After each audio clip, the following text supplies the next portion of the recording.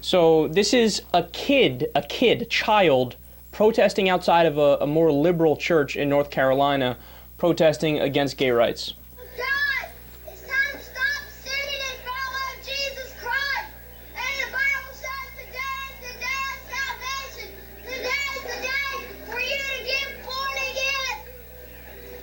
You still have that chance to repent, to stop your sinning, to quit approving the gay people.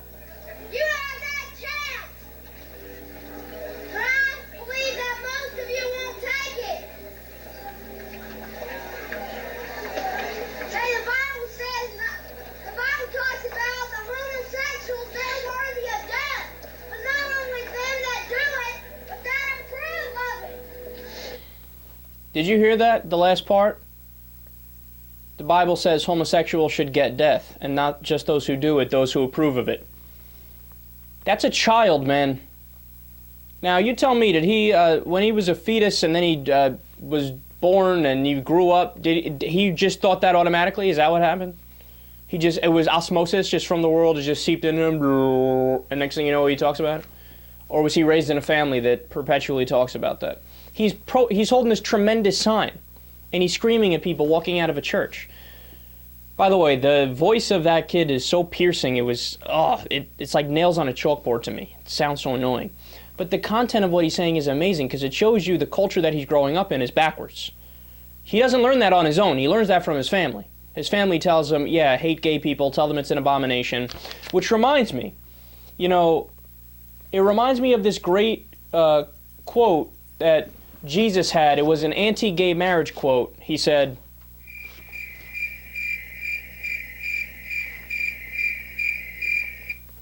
yeah, you heard me right. Jesus said bupkis regarding gay rights or gay marriage. He said nothing about being anti-gay marriage like these loons always pretend like he said.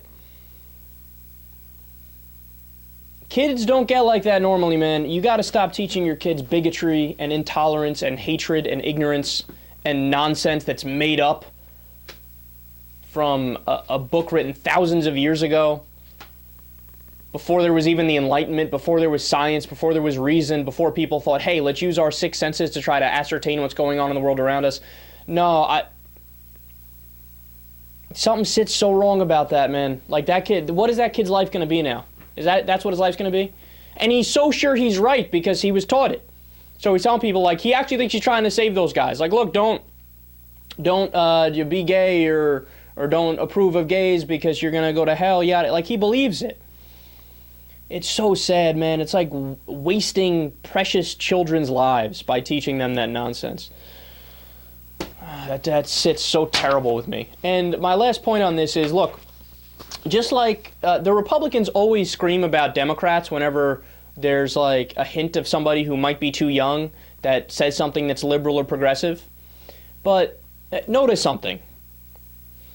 Why do they do that? Is it because us Democrats are actually politicizing kids? Now, look, I'm sure there's a very small percentage that does, but it doesn't happen often. It's not widespread, right?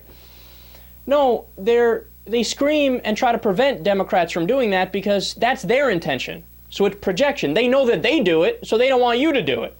They know that they're teaching their kids to hate gay people and to be bigots and to believe in a belief system that isn't backed up by reason. So they say, we're doing it, they must be doing it. So don't do it. Brainwashing is for us to do, not for you to do.